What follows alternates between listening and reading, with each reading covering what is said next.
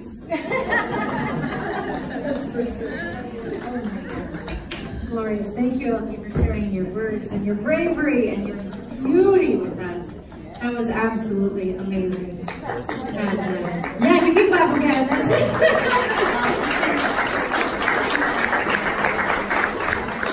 The best way to experience our pain again is getting to laugh about it and love about it and cry about it together. We get to share a little piece of that. And in sharing a piece, it keeps us lighter. It heals us all just a little bit every time we get to do that. Our next author is one of the angels from my life. I got to experience a lot of this story firsthand. And getting to share it with you now is quite a glorious thing. I didn't know if this day would come. So the first time that I got to meet Hannah, she was a force to be reckoned with. And I'm delighted to show you this glorious young woman who is with us tonight, who flew all the way here just to read her story. So everybody, welcome Hannah.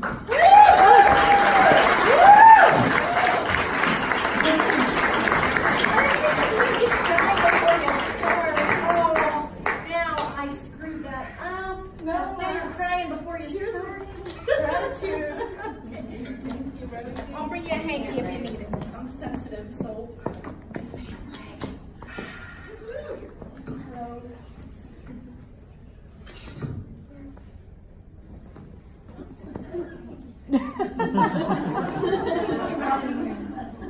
My name is Hannah Burke, and it is an honor to be included in this sisterhood of pages.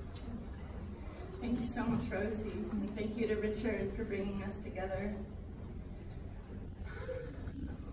My story talks about mental illness and my experiences in the psych ward here in Missoula at the Providence Center. And for so many of us, we're turning our darkest days and sometimes our most shameful experiences into something beautiful. And that feels like alchemy to me. It feels like everything was worthwhile just to be able to create something with a destructive force that was once present in us and still is, but the creative force has gotten a stronger hold. So with that, Providence. In the sterilized quiet of the intensive care unit of the psychiatric ward, the nurses watched over me. There was no door. They could see me from their desks. I sat up on the edge of the bed sheets a mess. The little window at the head of the bed didn't look out over much, but it let some light in.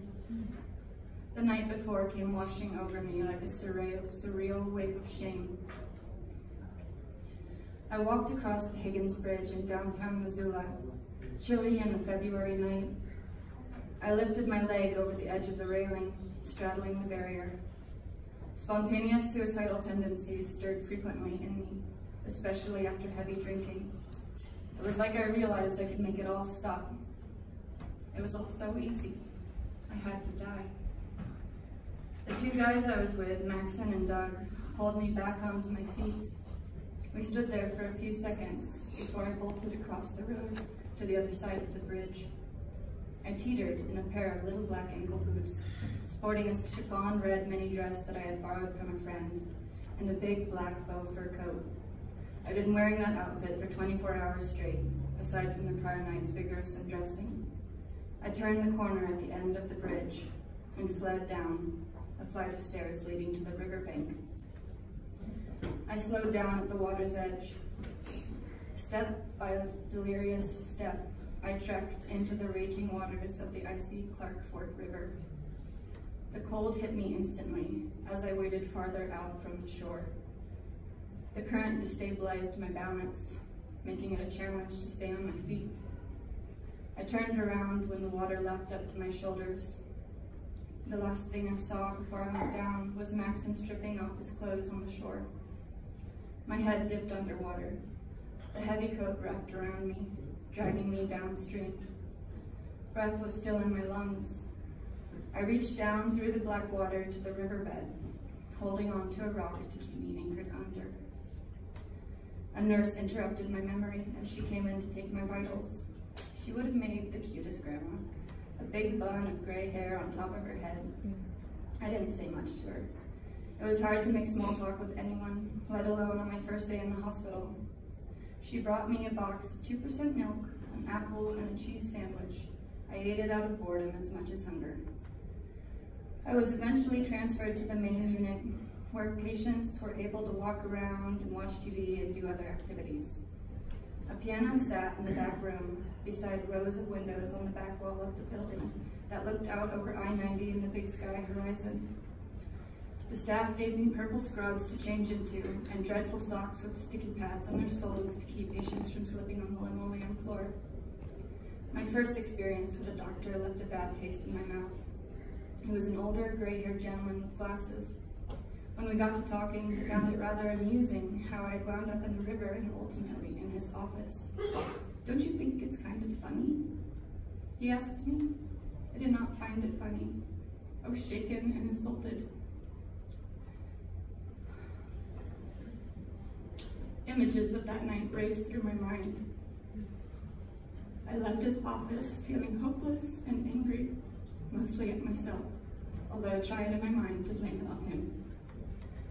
Afterwards, I went to the back room and sat down at the piano and let my fingers tinker over the keys, playing the automatic melodies that always came to mind. When my fingers stopped moving, I found myself lost in thought once again. Arms wrapped around my shoulders to pull me up from the river, turning my face to take a breath of 30-degree air in a state of silent shock. Maxon had pulled my body through the rushing water, weighed down by the coat that was dragging me like a sail. He staggered us to shore. The EMTs met him at the water's edge. I don't remember much. A wash of blue and red lights and cold metallic instruments, bodies in blue uniforms. It was like a Monet painting, the paradise and water lilies of his final years. From the ambulance, they wheeled me into the emergency room at St. Patrick's Hospital. I don't remember the transport. To me, it was as if I had just suddenly teleported into a bright padded room with a glass wall that overlooked the nurse's station. I had been in restraints, but when I came to, I was on the cold, hard floor, wrapped in blankets and dressed in a patient gown. I inspected the white plastic identification band on my left wrist, partially covering the tattoo I got when I was 18. By an act of fate, my next interaction with the doctor was with a different man, a quiet, focused man with a gentle presence. He put me at ease. He never made me feel like a ridiculous mess, and he wanted to try me out on some medications I'd never taken before. He recommended Geodon and gabapentin. When asked about my drinking history, I told him I knew I needed to stop, but I didn't want to go to treatment. He told me he thought it was a good idea. I told him I knew a woman in AA who could be my sponsor. He nodded in gentle acceptance. I asked the nurse staff if I could only see that doctor from then on, and they agreed. He would continue to see me every time I entered the psychiatric wing at the hospital. I came to think of him as a healing friend. I left the hospital in early March of 2013. I was 22 years old. Something about the end of winter pulls me into myself. Deprived of sunlight and sobriety, I would just lose it. Almost always, my internal attacks came on the cusp of winter and spring. 1 year later, I awoke in a hospital bed again. They told me I had been briefly comatose. I was angry I was awake at all. Visitors came whirling in and out, mainly Maxon and nurses, phantoms of the hospital space and time. I don't remember much. Again, it's all like the final Monet paintings. Everything begins to blend together into one. I was back at the Providence Center, back to detoxing while remaining subdued by whatever meds they doled out to me during my time there.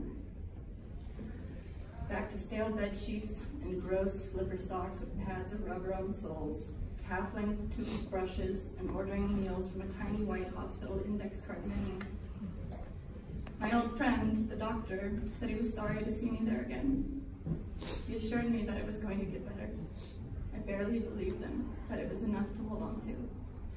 At this point, I was genuinely afraid of myself. I went to the group meetings on the second floor. Some were interesting, but some put me to sleep because of the medication. I didn't want to die. I knew I had to stop drinking, and that scared me too. I didn't really know how to live. Being told I was in a coma after what I had done was enough to get me to sit up straight and pay attention at meetings. My next trip to the Providence Center was unlike those before. I was so in love with the universe. I wanted to hug everyone and make friends. I'd ask them to teach me words in other languages. I was writing and drawing obsessively, filling up so many notebooks with the ranting thoughts of my manic mind.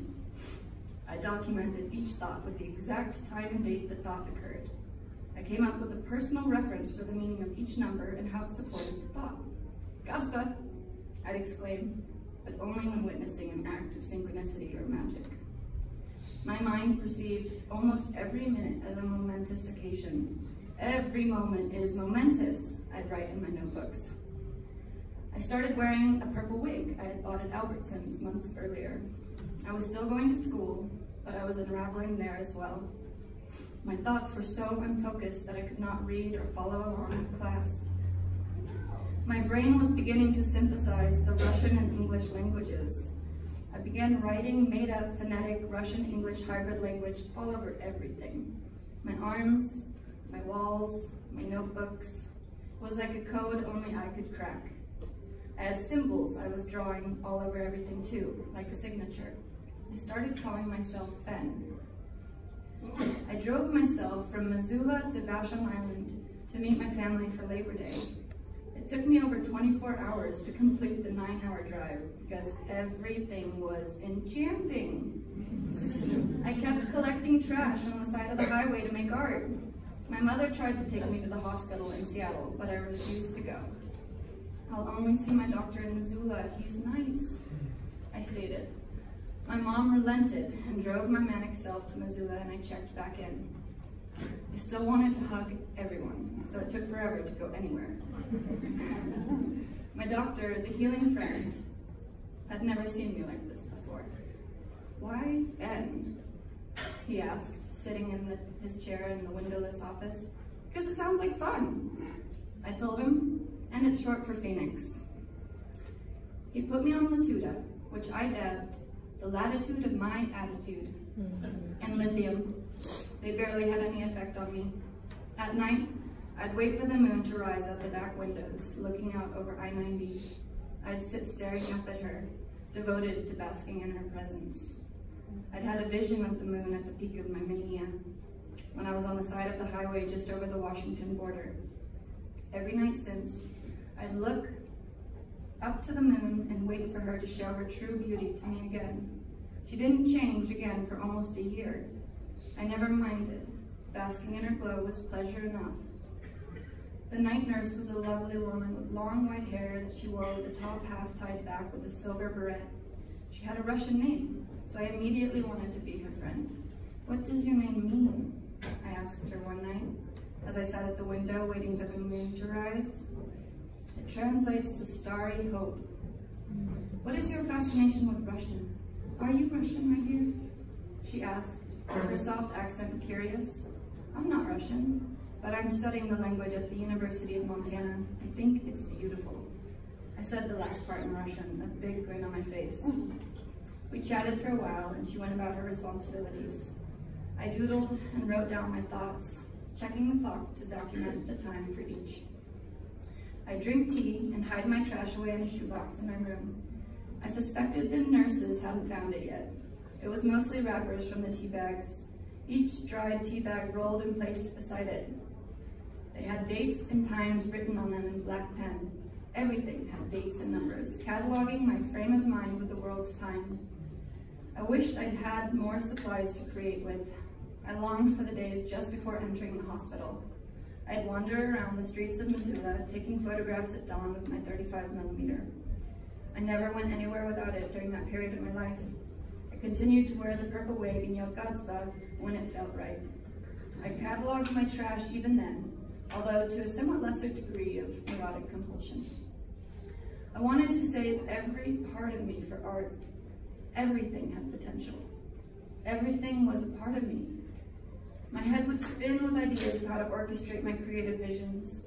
My thoughts would spin much faster than the rest of me, and I'd get distracted by something else and start another project, a never-ending spiral. It was fun eating dinner and watching movies with the other patients this time. I didn't have a depressed thought anywhere in my head. I wasn't worried about what was going to happen, what people thought of me, how I was going to fix this mess, or all the thoughts I'd had every other time I'd been there. I felt completely free and in love. One of the nurses joked that when I was feeling better, I should come back and apply for a job. You're half the treatment staff as it is, she laughed. I smiled, thinking it sweet of her to say that, but she hadn't yet seen my beloved box of garbage. Everywhere I went, I talked to people. My energy lifted people's spirits, and we all became very close. When I was released, they signed my notebooks like you would a yearbook on the last day of school. I almost didn't get out that day since they found the shoebox full of archived trash. There were some bizarre items in the box, meticulously recorded and placed gently in there. Feminine products, in my mind, were in the name of art. What the hell have you been doing? My discharge nurse asked me. This makes me think you're not ready to get out of here. The truth was that I wasn't ready to get out of there. It would take months for me to come back down to earth after sailing the rings of Saturn for so long, but I wanted to get out of that hospital. I promise I can do it. Look, you can throw it away. I'll watch. I told him frantically. It pained me to watch him dump my beloved items into the trash bin. They released me later that day in September of 2015. I had FaceTimed my mom the morning before I checked back into the hospital. She was horrified. I could hardly speak and was laying on my back, gurgling with my eyes partially closed. She hung up and called my neighbor Jimmy in a panic. The next thing I knew, both Jimmy and his friend were knocking on my door saying they needed to take me to the hospital. They loaded me into the backseat of my silver Passat. Jimmy drove to the emergency room despite my wails and protest. You don't know what it's like. The nurses took my blood and found 5 different drugs, including high levels of benzodiazepines and high BAC, that set off a red flag from their perspective. My previous attempt used those methods, leaving me comatose. I wasn't trying to kill myself, I told them. I stayed there for several hours before the van came to wheel me across town to the Providence Center. That was my darkest stay of all. I felt like I'd lost everything. I'd lost my mind, my sobriety, my schooling, my job. I could get it all back once I got well, but in my mind at that point in time, there was no light at the end of the tunnel. I was weighed down by a blanket of darkness. I hardly left my room. I wore the purple scrub pajamas they gave me upon intake, and even the scratchy yellow socks with the padded soles. I wrote very little, and mostly tried to sleep away the time. It seems to be a rule that what goes up must come down. Down I crashed, dust settling in the air around impact. I felt abandoned. How could it all be so clearly beautiful and accessible, only to be taken away by some twist of cruel fate? I wallowed in doom for many months, struggling to find meaning or beauty in anything. I laid in the hospital bed, unable to sleep. My roommate at the time, Larissa, was snoring in the bed next to me. She was a girl about my age who tried to kill herself too. I agonized over how it all went so wrong. My thoughts hurt. The act of smiling hurt. My healing friend, the doctor, was rarely there. I longed for the energy I had when I was Sven, to be inspired by the world and optimistic for my future. I was none of those things. I wanted to disappear. I got out of bed and walked over to the shower, hanging my purple scrubs on the doorknob outside. We couldn't have actual hooks in there. Pain makes people do desperate things. This was more soul pain than physical pain. I felt completely lost and hopeless. I turned the shower on and stood under the water for a long time.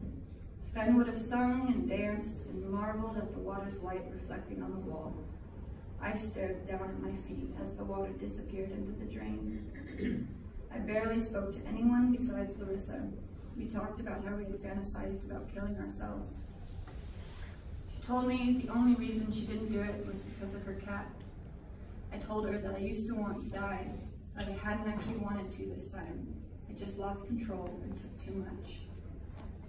I shuffled myself, half awake and half dead inside, from group to group, chair to chair, toilet to bed. I waited out my time. It had only been 3 months since I was last there as fed. They let me out a few days later. 4 years later, it's still hard to make sense of everything sometimes. It's hard to find the will to go on, especially when you're in the thick of crisis after crisis. It is such a gift to be on the other side of so much struggle, and I have found peace within myself. I'm learning to love myself, how to cook, how to eat healthily and sleep regularly, how to get up and actually feel good about my day. All I had to do was reach out for help and let the universe carry me through the process of healing. I started practicing Kundalini yoga, meditation, and Reiki. I moved back in with my family, where I've been for the past 2 years. I still get off balance. I still am who I am. It takes what it takes to get us to see the light. For the first time in my life, I feel like I have a life to look forward to.